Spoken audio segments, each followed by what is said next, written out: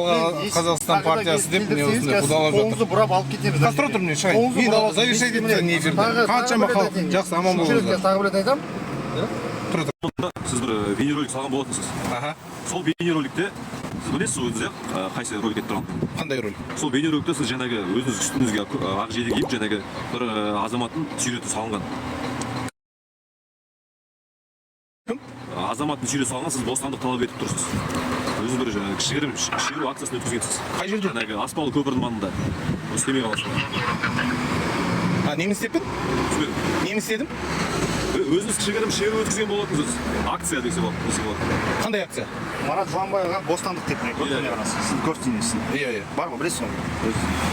Тіктокта мен жерде ортаңыз бар. Мен не істеп, мен жалғыз өзім неде жағалауда жүгіріп жүрмін. Қазақстан Республикасының бейбіт жаңағы іс-шаралары ұйымдастыру және оны өткізу туралы тәртібі заңнамасы бар, білесіз ғой, иә?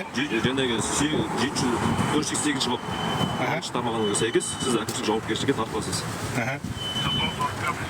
Так, түсініп тұрсыз ғой не үшін екенін, не үшін? Қазір адвокатпен сөйлесейін, немен істеп тұрғын.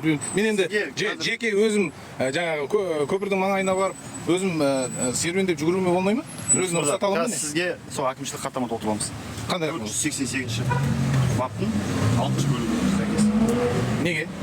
Неге сіз өзіңіз білетін шығарсыз. Немене ол? жаңа сізге айттым ғой,